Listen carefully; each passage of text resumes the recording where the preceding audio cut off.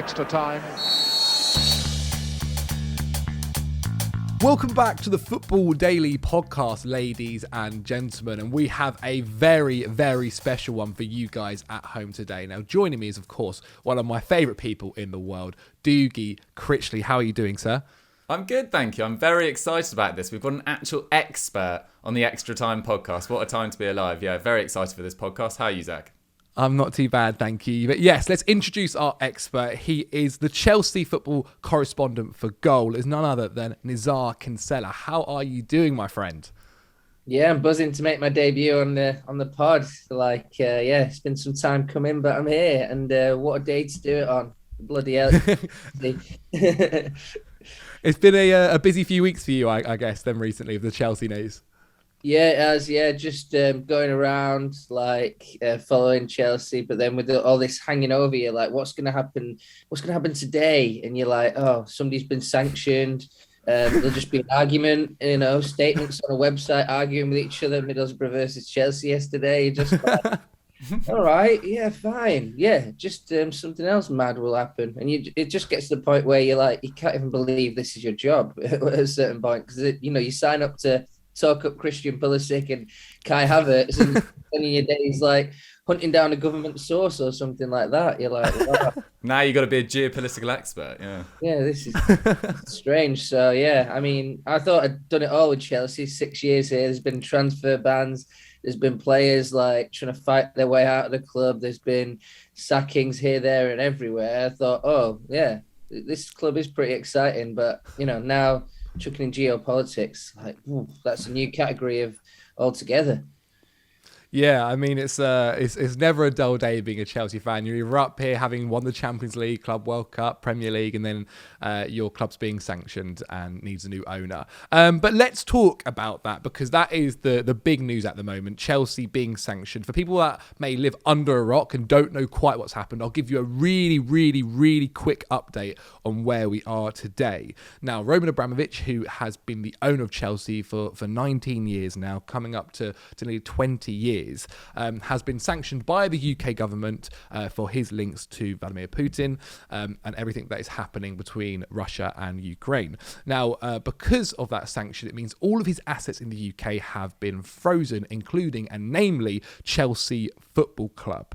Now, he had originally put the club up for sale the week before his sanctions, but now that he has been sanctioned, the government have taken control, and basically, if the club are sold, Roman Abramovich can make no money from that sale. So that roughly brings us up to where we are today. A very, very quick update. There's a lot more info about that, but we've covered that in YouTube videos. You guys can check that out on the Football Daily YouTube channel.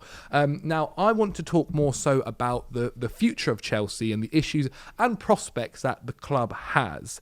Now, according to The Guardian, the Reins Group, which is basically the US bank tasked with handling the sale of Chelsea, have been given the potential for bidders to bid at the end of this week, so Friday, March the 18th, to make their final offers. Now, of course, it's important that this process goes smoothly, given that any delays could increase the chance of Chelsea falling into major financial trouble.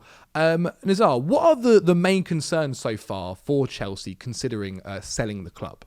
Yeah, the main concern is speed, because cash flow will be the issue. Chelsea are suffering in terms of not selling certain amount of tickets. If they don't get those tickets, they don't operate with the profits that they expect. There's also the merchandising they can't, bring in, and certain other things, certain other, money from, services that you have around football matches, around a club like that. So, yeah, Chelsea are at a risk, the longer it goes on, that this money starts to add up, and they start to take a hit, and then, maybe, the biggest concern, I think, would be, can they pay a salary, or Chelsea operate quite close to the sort of breadline of FFP, of profit and loss, because they've had Roman Abramovich there, they could, push it a bit further than maybe other clubs could. So I think that's the main concern in terms of long term. I mean, I think that Chelsea is such an attractive proposition for possible owners that that it will sort itself out. Somebody will come in. It's just about, will the negotiations drag on? Will it be a problem bringing somebody in? But they also, because the money's not going to Roman Abramovich, he's not putting it in his pocket. They can kind of go for like the best bid, the one that's most attractive for Chelsea, that will help Chelsea the most. That's one of the main factors that is driving the choice, because there's quite a lot of parties interested. So, speed might be one of the, if an owner can come in and take it quickly, that is one of the sort of advantages of any owner. So, I think that's sort of the situation there, that Chelsea just needs to get it done quickly. But the uncertainty is not helping. I think certain staff are worried about their job when you speak to them. That's part-time staff and full-time. At the moment, everyone's been sort of reassured that they're okay, but there's no long-term assurances either. No one knows what the future holds in terms of when they are bought, what that kind of owner will be.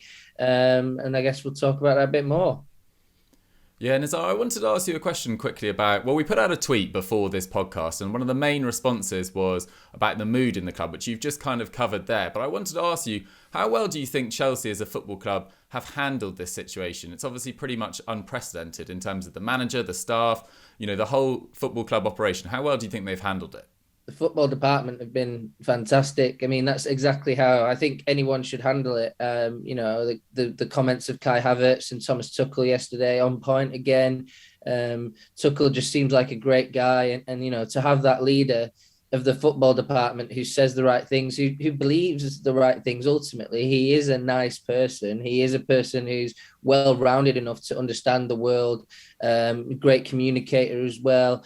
Some of the stuff he said, he called out Boris Johnson last time when he said, you could criticize Chelsea fans, but why don't you focus on more important issues relating to the Ukraine-Russia conflict? So, yeah, I thought that was a really clever point to make as well. And I just think that, it's just been excellent. And the good thing is now as well that we get to see this guy face to face. So your admiration just grows from, in the Premier League, journalists are allowed to be in the press conferences now, face to face with them. And just being there with him, you just get more of a sense of what he's about and what kind of character he is. And when the cameras do switch off, he's still that same relaxed Thomas. I'm sure Zac sees it as well. And you just can't help but admire him. You just can't help but grow, around his presence. So, in terms of, and they're winning as well. They're winning. So that proves they're doing okay. I mean, some of the performances haven't been great. I thought actually a bit lucky against Newcastle, unbelievable goal.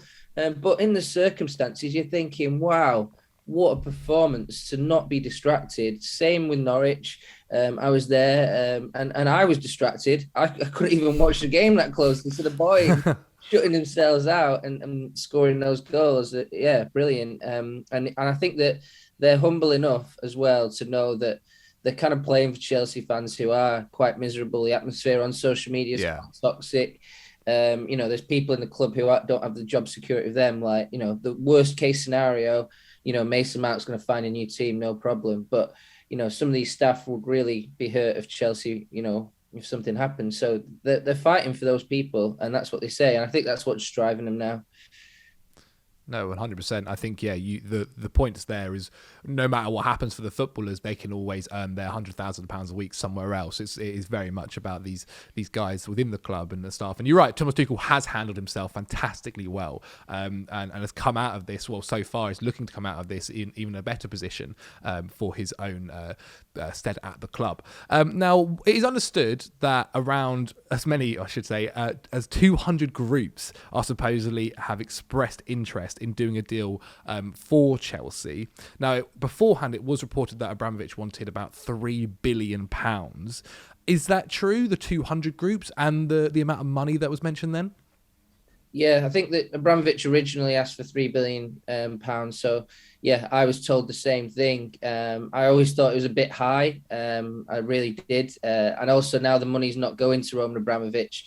There's sort of less of a reason. I know he said he was going to donate it to the victims of the war in Ukraine, but I think how it was explained to me was he still wanted $3 billion to give as much as he could or do whatever he wanted to do with it. I'm not sure what he wanted to do with it. Even some of the briefings I do take with a pinch of salt sometimes, because feel like you're told anything at this point, it's geopolitics. It's not football. You know, I'm not being told who Chelsea are going to sign. I'm being told something about wealth of a very rich man. But yeah, 3 billion. That's the reason that price tag's being quoted is because, you know, we were all told that at one point. It sounds like it'll be more like, you know, the maximum it'll be is about 2.5 billion, I think. And that's quite a lot. That's actually more than I think most people thought. I think because there's so many bidders that it's kind of drove up the price. We still don't really know where the money is going to go. We just know it's not going to go to Roman Abramovich as well. So that's another point that we're like, right, what's happening here? You know, the UK government are going to handle the money, and Rain Group are going to handle which buyer they go for. So it's kind of working like that. So the UK government just making sure it doesn't land in Abramovich's pocket, but then they have to work out where it does land. You know, can you reinvest that money back in the club? Would be good for Chelsea, but yeah, then, you know, buyers might be like, the other Premier League teams might be like, that's a competitive disadvantage to have Chelsea, who are already strong with 2.5 billion in the coffers. Wow. So you know, there's loads of even inter-team politics going to happen here as well. So yeah, it's that's the situation. The bidders, the numbers. Yeah, 200 has been quoted, and I think there are quite a few that are still hiding in the shadows, and they might be big players as well. So we have to say that not everyone comes out this situation. Sometimes you just hear about a club being bought, and then poof, it's gone. But there's been quite a few public bidders as well. 200 definitely not. We definitely don't know as many as 200, but you know, on paper, but.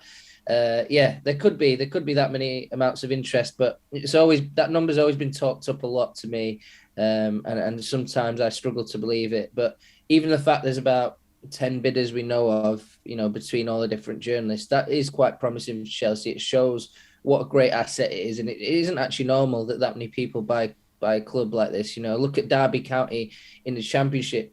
They've been struggling to get out of the Mel Morris deal for a long time, so Chelsea's interest is huge, and it will be interesting to see what they come up with on Friday, 2 days away now, when the deadline passes. Yeah, it's not long. Indeed. Yeah, it's right around the corner. Okay, then. We mentioned a few of the public bidders so far. So I want to go into kind of the front runners and the guys that I guess have taken the most media attention, whether that is for their ginormous wealth or for the fact that they've just got in front of the camera the most and spoke. And the first one I want to talk about is a consortium led by Hans-Georg Weiss, Todd Bowley and Jonathan Goldstein, who have supposedly submitted a bid in the region of £2 billion. For those of you that don't know too much about them, Hans-Georg Weiss is an 86-year-old Swiss billionaire, and Forbes essentially estimates his worth at about £4.2 billion. He has links back into the medical industry. He's supposedly a really nice guy and gives a lot of money to charity and things like that, but he's never been involved in sports ownership before. How is their consortium looking? Do you think that they are the front runners? Because it is believed that they are leading the race for Chelsea. Yeah, they've got Hans-Georg Weiss with Todd Bowley, who's a US billionaire who is involved in sports and expressed an interest in buying Chelsea in the past. So I think that's why they're so well placed, because you know, those two, Weiss seems serious. He's speaking a lot about it in the media.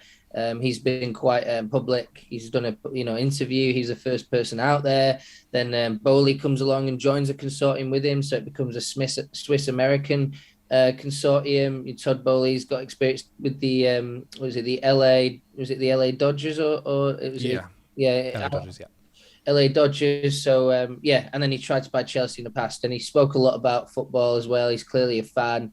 And they've added actually Jonathan Goldstein as well, who ironically is a Spurs fan, and he's joined their consortium. So those three are working together on their bid, and Goldstein, he's got that government connections, and I think this is another aspect that it comes down to, is that don't forget the government is sort of involved in this. So if you've got if you're a Tory party donor, Conservative party donor, or you've got links in that world, then your bid might be stronger. So I think that those are some of the facts that play there. There's a lot of people call them front runners. A lot of Chelsea fans don't think they have the money, which is quite interesting. But they do seem like all good guys as well. I think that that's an issue that's been put to me. They don't want politically sensitive bids, and maybe we'll discuss more about that in a minute. But yeah, I think that's one thing, is that these guys seem to be really on the level. Good people, donate to political parties, donate to charitable causes. They're very much public figures. So yeah, I think that works in their favour in this instance. I was wondering, Nizaar, because you just mentioned the potential benefits of being linked to or being, Tory party donors, etc. Does that not enter sort of quite muddy ground if we've, criticised states for getting involved in football clubs in the past? If the British government exactly can exert some influence over who buys Chelsea, is that really too different from some other scenarios we've seen?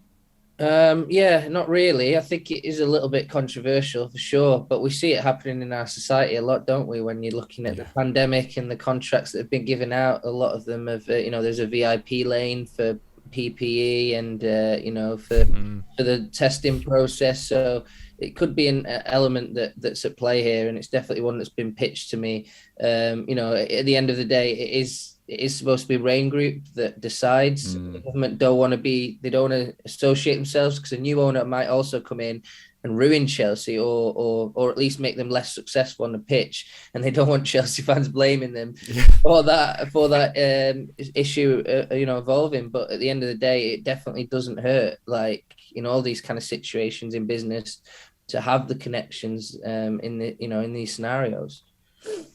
Yeah, I mean, is there a way you compare them if they were to take over, and how the ownership that they'd have? Would they be a free spending kind of owners? As you said, Chelsea fans are kind of doubtful about the money that they have compared to the Saudi media group, which we'll get onto in a bit. Do you think there'd be an owner that would be willing to spend the cash? Obviously, no one is going to spend the money that like Roman Abramovich was throughout the summers. But what should Chelsea fans expect if they were to take charge? I think they'll be like the Liverpool owners. I think they'll be trying to be sustainable. I mean, they still spend a certain amount of money, but they're not.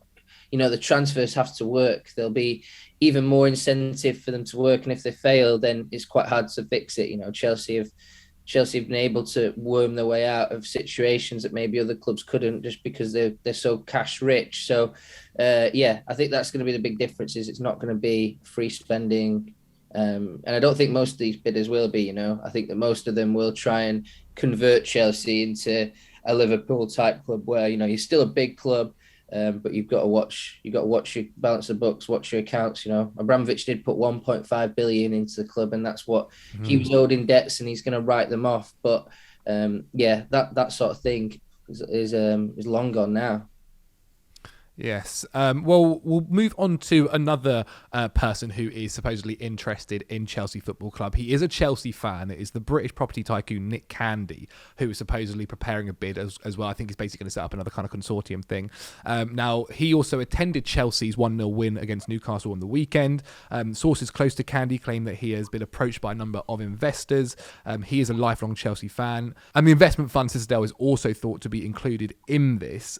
Candy has promised to give Chelsea fans a seat on the board if his bid is successful, which has made a lot of Chelsea fans very, very happy. He's saying the right things. He also told Sky Sports last weekend, I've supported Chelsea since the age of 4. My dad was asked to play for Chelsea. I love Chelsea. I don't mind where it ends up, even if it's not with me, as long as it's in safe hands. Now, Candy's offer would be subject to compliance with the strict conditions imposed by the government as well, as part of the licence granted. Now, how likely is Nick Candy to go forward with this? I mean, as you mentioned there, he doesn't necessarily mind as long as it's in right hands. Does this one feel more like a PR stunt rather than an actual bid? What do you know about him and his kind of investors? Yeah, it does a bit. I know that he's not one of the wealthier people involved in this situation, so it really does pin on his investors. So who can he attract to be in his consortium? Like, is it going to be hedge funds? Where's that money going to come from? And that's what concerns me about him. And obviously he's a Chelsea fan, and you've got a bit of suspicion that he's maybe playing the big I am with all his wealthy mates and stuff like that. But then I was hearing some news this weekend that he came into Stamford Bridge. We all saw him. Actually did an interview with Sky Sports News. They caught him outside the ground. He just went to watch Chelsea like he normally does. Coincidentally. Yeah. The cameras have caught me again. Yeah. I'm sure his public relations person was like, yeah, what passport? Yeah, he's actually gone the long way around to get to his seat. That's kind of the feeling about him. But then I got a bit of news that he did actually meet Bruce Buck and Marina after the match. Okay. And he went up to their floor, so it's the West Stand, and then he went up the lift with Bruce Buck, and Marina was there, and they had a meeting about his bid and what he wants to do and all that. And he wants to bring in the fans, of course, which goes down pretty well. If you don't have that much money, what can you do? Bring in the fans. Make sure the fans are catered for, make the club more transparent. There are a lot of things Chelsea can do to progress without pumping in loads of money. So I think he's saying all the right things in that regard as well. And he has a business, what we were saying about the last bid with Jonathan Goldstein. Nick Candy has the connections because he's been to one of those Conservative Party Christmas parties that he shouldn't have been at. And he was there, so that proves that he's right in there with the government, and that's also a factor in his favour. But I just have a bit skeptical about the news. Every time a journalist contacts his spokesperson, they're willing to talk about this, that, or the other, and I'm a bit like, is that really how a serious bidder operates? Yeah. Does he have enough money? And those are the two big things that make me a bit suspicious. But the connections and the meeting that happened on Sunday, go against that as well. So I'm a bit in two minds about this one. One of the things I read about Nick Candy, Nizaar, was that he was willing to redevelop Stamford Bridge. And obviously we know that Chelsea, one of the most attractive clubs to go to in the world. Obviously it's in prime real estate location, but the stadium is probably a little bit behind others in terms of capacity, etc. How important do you think anyone promising to redevelop the stadium will be to the Rain Group maybe deciding that they are the right candidate? Yeah, I think so. I think that, that we've heard about this brochure that's come out, and they're saying what's good about Chelsea and all this, and everything's good about Chelsea except the stadium from like a business point of view. And that is one opportunity there is there to sort of expand. But the thing about building or developing a stadium, it needs to be a long-term owner, because it'll take at least 3 years to build. That's a positive estimate. And then you need to pay it off over, years and years, decades. Spurs are plunge themselves into debt building their brilliant stadium, and Chelsea could do the same. If the owner's not as rich, it's probably the one thing Abramovich didn't get to do at Chelsea. So and Arsenal's competitiveness as well, going down after the Emirates, etc. Yeah, exactly. And Chelsea have two disadvantages really when it comes to commercializing against the other big six teams. Stadium, one of them, I think it's the 10th biggest stadium in the league, maybe even lower than that. So it's below like West Ham, even it's below Everton are getting a new one.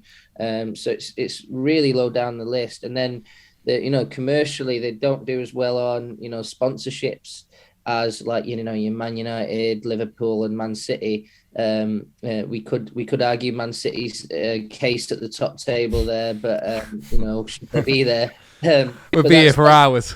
Yeah. Speaking of geopolitics, but that's there you go.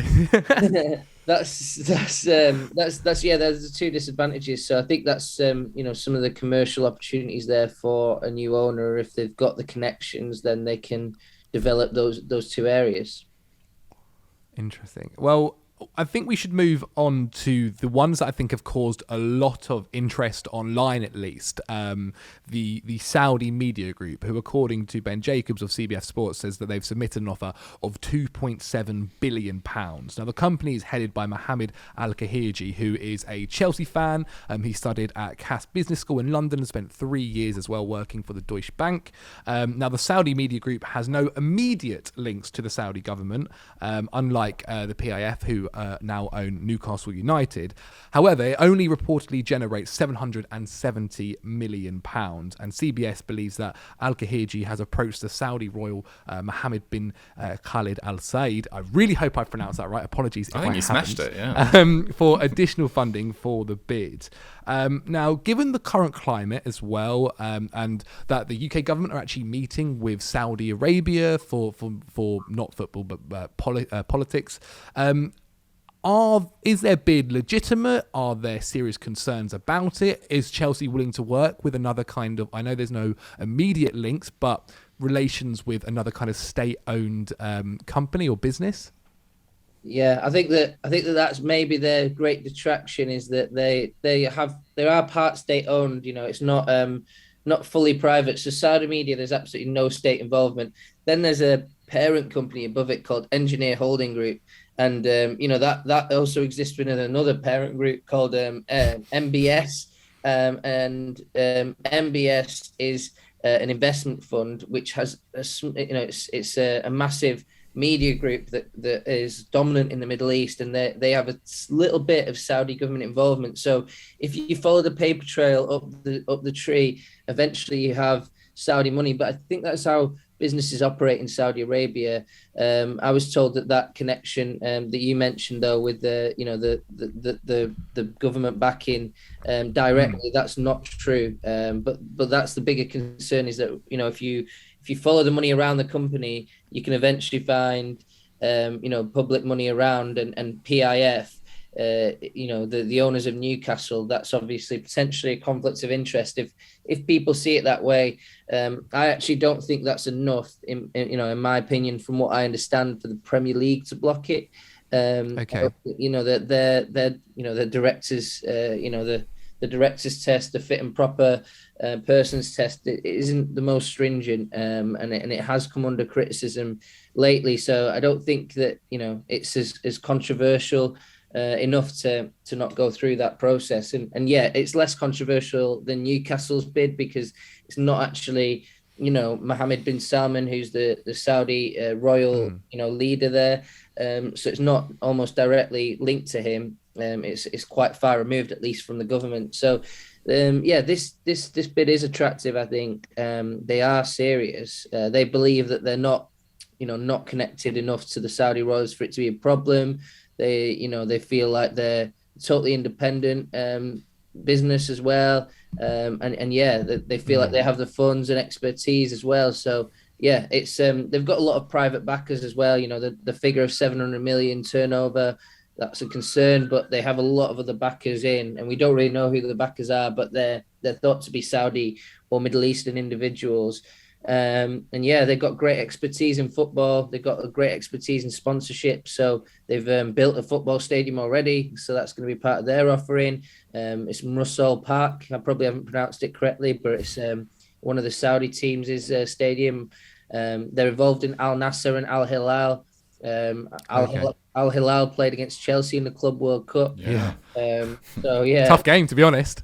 Yeah. And they have the Chelsea fan, element as well, because Mohammed is supposed to be a Chelsea fan, and he's been to several games, including the Man United Chelsea game in November, which was 1-1. And the last time Roman Abramovich was in the stadium, coincidentally, at Stamford Bridge, and maybe the last time he ever will be. So, there's been connections. He must have met Roman Abramovich before as well, at that game, and maybe, at the Club World Cup as well, although that I've not had that verified to myself. So, yeah, they seem like serious players. A lot of Chelsea fans want it. A lot of other Chelsea fans don't, because of Saudi connections. I think that if they did win the race, they might have to go on the PR offensive just to try and explain themselves, a bit like Newcastle did when they took over. Yeah, it will certainly be interesting. I can only imagine the scenes right now if the Newcastle bid goes, Newcastle ownership goes through, and the Chelsea one, if it does turn out to be the leading bid, is denied. There's going to be an absolute riot online. But this is more of a question I wanted to ask, it's more of a journalism question, really. Do you think it's...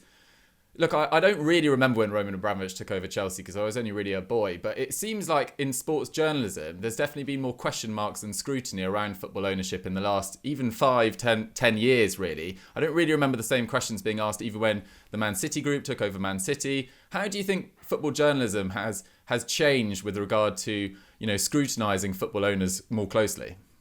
I guess the world has changed a little bit. We've had some pretty crazy things happen to us in the last few years. So, I think that might have had an impact, with those owners. I think, the way I always saw football was like transfers are great. Like they're absolutely king, like the money coming in.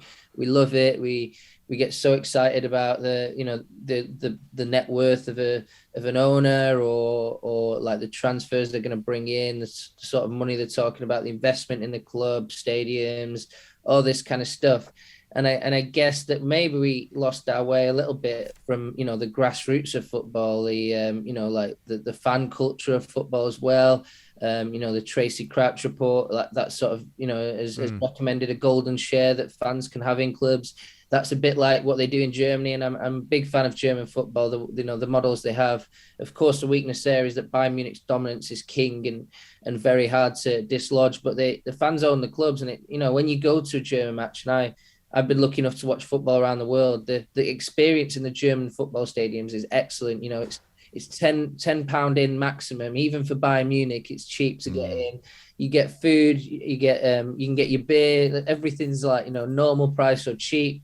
And yeah, you're just treated like with a lot of respect, and it's a great culture, and it just creates a great atmosphere and very inclusive atmosphere as well. So I think we've gone down a different route where we're hyper commercialized. You know, the Premier League era was all about copying the American model, the, you know, billionaire run teams, but the American model, you know, the franchise model doesn't have, you know, relegation and promotion. So it ends up causing problems down the league. So, you know, there's just all these various problems with our system where we're chasing money, but we're not really looking after the little guy. And I think that maybe nowadays we need to like start to think about looking after the little guy. And I think that a lot of Chelsea fans, you know, Chelsea supporters trust, they're trying to get that golden share. Yeah, fantastic. Mentioned, yeah, and I think that that's great, and I think that should happen. I don't know if it will happen, but I think it should happen because, you know, I think it's time to, you know, use this Chelsea example, which is a bit of a disaster, and try and turn it into a positive. Try and turn it into,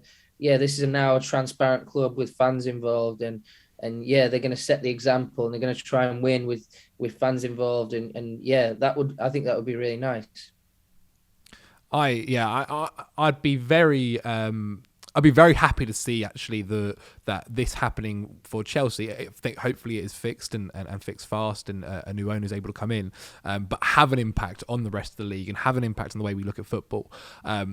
That's what I would love with my heart, but with my head, I feel like personally it probably just won't happen. And once Chelsea are bought by a new owner, it's back to business, and who is the next £100 million signing? Unfortunately, which is the way with, especially I think the Premier League goes. It's just it's all reactionary, and very much what is last week's news is last week's news, and it's about the future. But we'll see. Fingers crossed, touch wood, as they say. One last guy I want to talk to you about is Woody Johnson, who is the owner of the New York Jets NFL team, and is also said to be weighing up an offer for Chelsea. Now, the 74-year-old billionaire is the heir to the Johnson & Johnson pharmaceutical fortune, which is estimated to be valued at about $5.7 billion.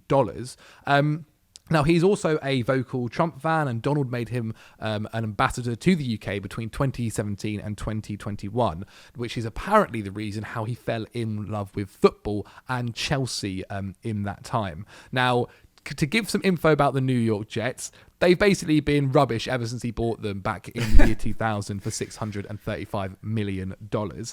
They haven't won a Super Bowl since, or made the playoffs in 11 years, which is the longest drought in the NFL. He is not a popular owner, with banners appearing asking for him to sell up. Now, considering the Glazers and the Cronkies are not overly loved in the UK, he may struggle to win favour here. How is his kind of bid looking at the moment for Chelsea? Do you know too much about it? I don't know loads about it, but he's definitely a serious player. Yeah, that Glazer comparison seems to be apt to think that there is concerns about that from Chelsea supporters. But yeah, he's definitely a serious player. He's got the money, he's got the connections, and I think he's among the front runners, if not a front runner himself. So yeah, he sees an asset, but does he see it as an opportunity like he does with his New York Jets team that Christian Pulisic supports, right? So yeah, he does. Maybe he could give him a bit of help, and yeah, Pulisic's the only guy's faces on the brochure, apparently. You know, the one that's gone out to investors. So yeah, he might see an opportunity to bring Chelsea to the US, and I think a lot of these owners do see that. I think one of the attractions is that, you know, with the Saudi bid, they want to bring Chelsea to the Middle East a lot more, and use Chelsea to promote certain things in the Middle East, and similarly here with the US. And I think that's sort of a driver for a lot of these people. You know, they don't do it out of the goodness of their heart, really. They've got business ideas, they've got investment ideas, and they want to take over. So yeah, I think he's serious, but beyond that, I think we're just waiting till the Friday deadline to see who's chosen, because a lot of these guys are serious. So it's going to be a choice. It's going to be a hard choice for the people who do it. And to be honest, it does worry me a little bit, some of this argument between like the government and Chelsea, and then Rain Group, who kind of represent Abramovich. You're like, can we all get along, because it's such a really important decision to make on Friday. So we'll see. But I think Woody's a serious contender. One of the questions we were asked on Twitter, Nizaar, was from a guy called Dahl49, great handle, and he wanted to know, this may be more your personal opinion, what do you think is the best and worst case scenario in terms of these potential owners taking over? Is there any particular one that you particularly want or don't want?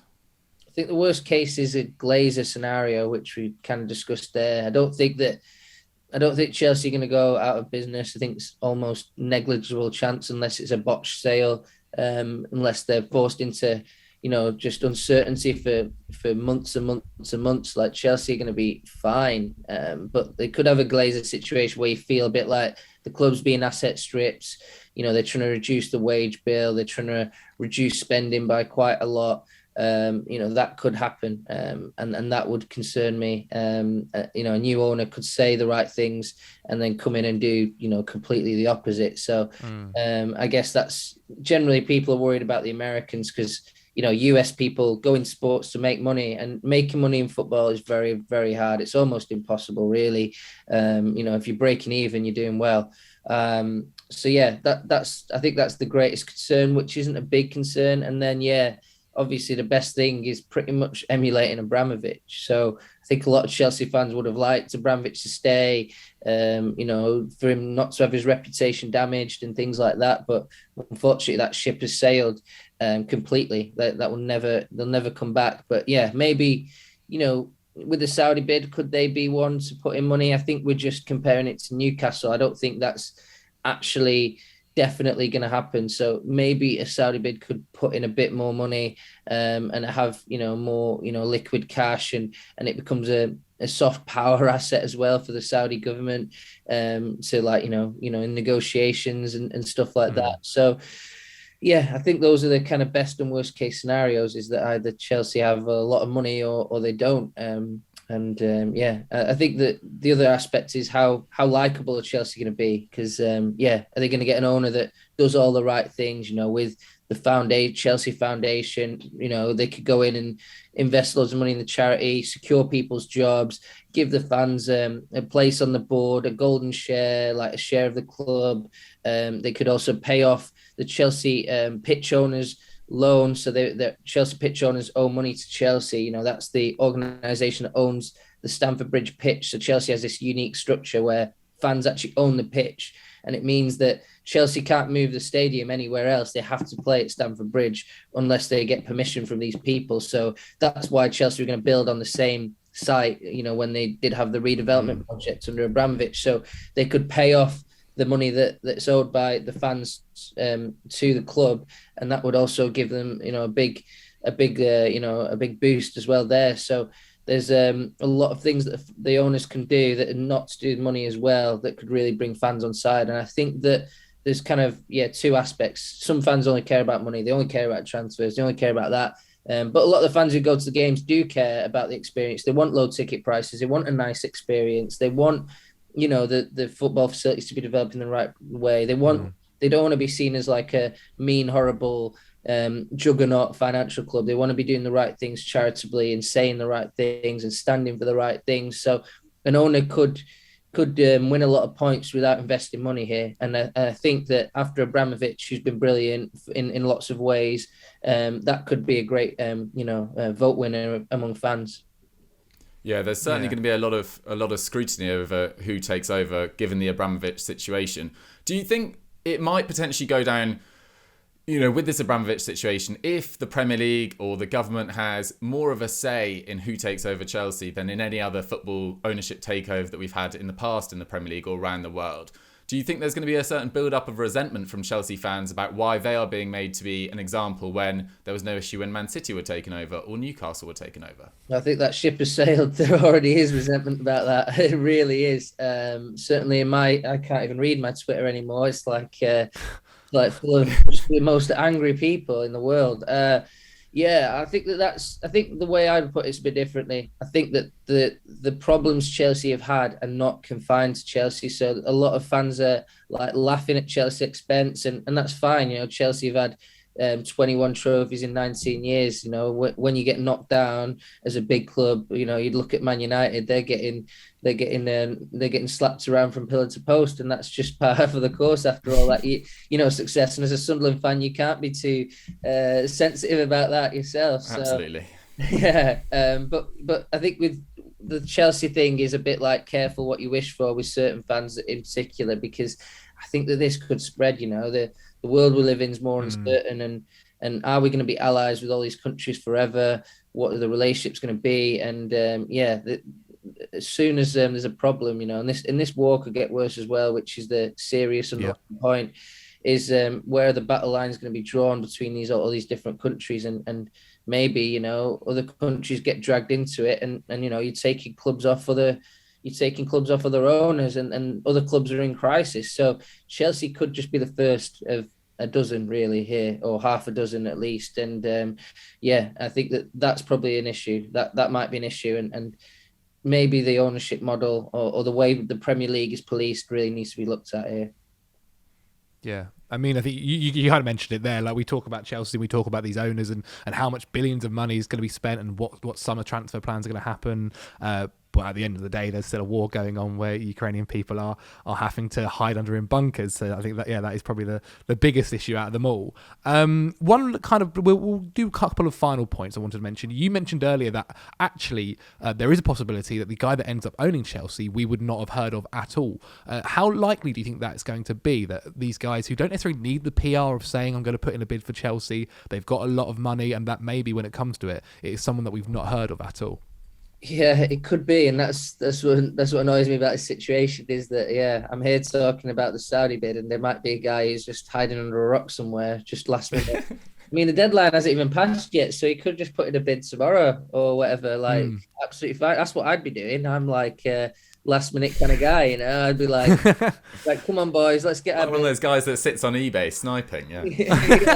Yeah, exactly. So, yeah, and that would be absolutely legitimate. There's no, and a lot of the reason why these guys are going public, right, is to win fan opinion over, because fan opinion in football is absolutely king. So if like the Rain group see that, like the Saudi media group is really popular, or the Swiss American consortium, they'll be like, oh, well, we've got to take these guys seriously, because, you know, one of the pros is that the fans want them. So, I think that's what's happening here, is that there's a public, there's these people are trying to win the public opinion war in this competition. So, I think there could be a last minute bidder. Sure, there could be, absolutely. I mean, if there's 200 expressions of interest, apparently, then there's a chance. So, it's going to be interesting. I'm really going to Middlesbrough on Saturday, so I'm going to have to be really just looking at what comes out, really, rather than watching a match again. I feel like there could be bidders coming out during the match, all this kind of stuff. Like, it's been absolutely chaotic. I mean, well, they knocked out United, and they knocked out Spurs, so who knows how that result could go. Okay, then. I wanted to ask a quick question about how the contractual situation for players. Obviously, Antonio Rudiger, Azpilicueta, Andreas Christensen, they look like their contracts are ending at the end of this season. There's rumours about Christensen already kind of agreeing one with Barcelona. Antonio Rudiger is the big one here. I've also seen as well Azpilicueta, supposedly, if he reaches a certain number of appearances, his extension of a year can get triggered.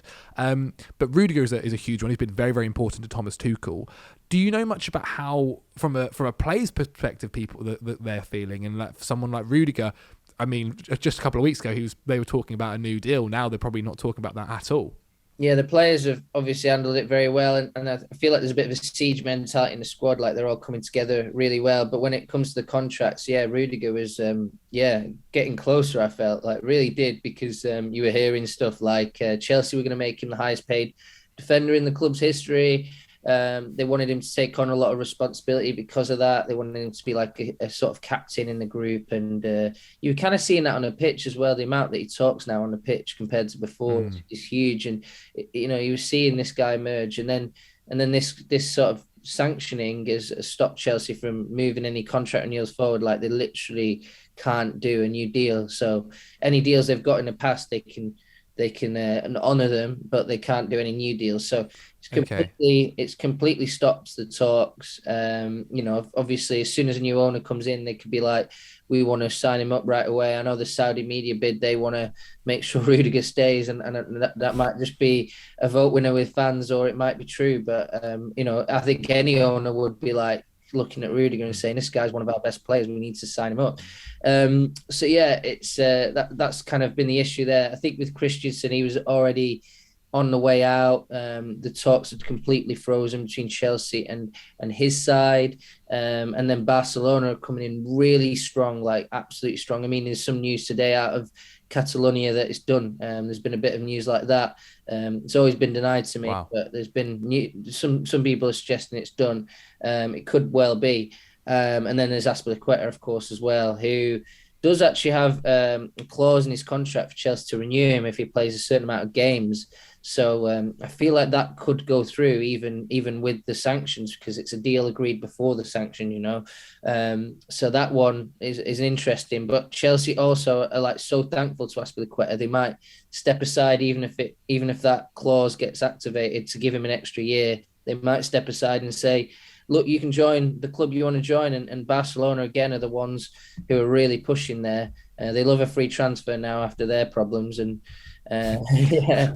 So those are the three that we're looking at. So the Rudiger one is actually the one that's been most impacted, really. And that's another reason that Chelsea needs to get this done sooner rather than later, because I felt it was moving towards a renewal. And at one point, I didn't think it would. They need to get Rudiger renewed. I'm sure you agree, Zach. And 100%. Signed a ting. Nizaar, I want to ask you about, you're obviously saying that there's a bit of a rush with these players that are potentially leaving on the end of contracts. People want to know about Chelsea's summer business. They've obviously got a lot of work to do to catch up with Man City. When this deal goes through, I mean, how long is this deal going to take to go through is what I mean. And will summer business be unimpacted if it does go through?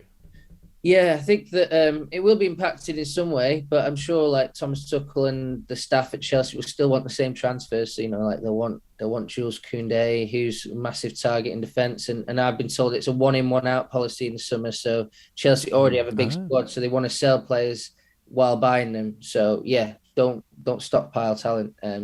Koundé might be the one who comes in for Christensen, who looks likely to leave. So that would be a definite signing. And then if they sell a player in another position, might sell an attacker, might sell a midfielder, replace them with somebody like a Declan Rice or whoever else. So that's sort of just Declan Rice and Koundé then. Yeah, you relax, Chelsea fans, you'll be fine. But then they need money for that. So will the new owner put their hands in their pockets? I mean, to a certain extent, Chelsea are fine because they have the Champions League money, they have the Premier League money.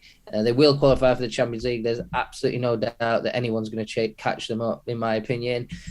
So that's a huge advantage for the summer, the transfer window, stability, and all that.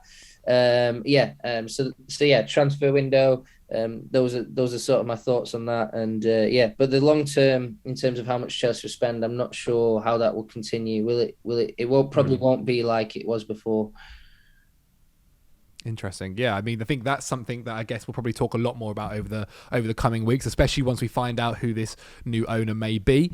One final question that I wanted to ask you then before we call things off. Marina Granovskaia, Bruce Buck, Petr Cech, these guys that are on the board, what are their futures at the moment? I think Cech personally will probably be okay, but in terms of Marina Granovskaia, who's been so important as well over the past couple of years for Chelsea, kind of taking this mix of a sporting director role as well as her previous role as well. What are their futures looking like at the moment? Yeah, I agree with you that Petr Cech's probably all right. And I think anyone in the football operations all right. It works so well. It's absolutely brilliant. But yeah, Marina Granovskaia is a huge part. She pretty much heads up the football operation at Chelsea, does all the deals, transfers in, transfers out, contracts, all that kind of stuff. You only ever see her at contract renewal or a new signing because she likes to keep a low profile, really. But yeah, she's been a good asset to Chelsea, really good. Of course, Chelsea have had some bad signings too, but overall, they've outperformed certainly Man United, Arsenal, and Tottenham.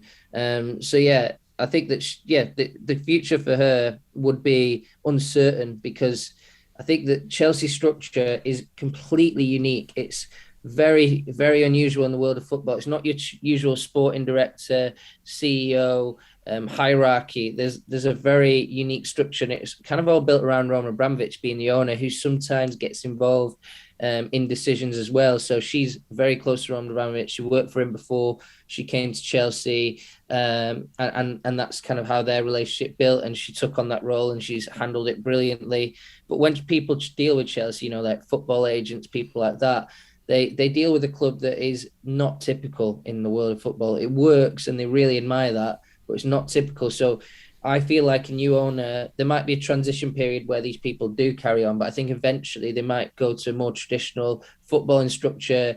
Marina is very all-powerful, really, in a football operation role, and I think they'll maybe get a less all-powerful figure, to replace her, and maybe have more of a, classic hierarchical structure where people are below. Petr Cech's probably part of it, and that's my feeling.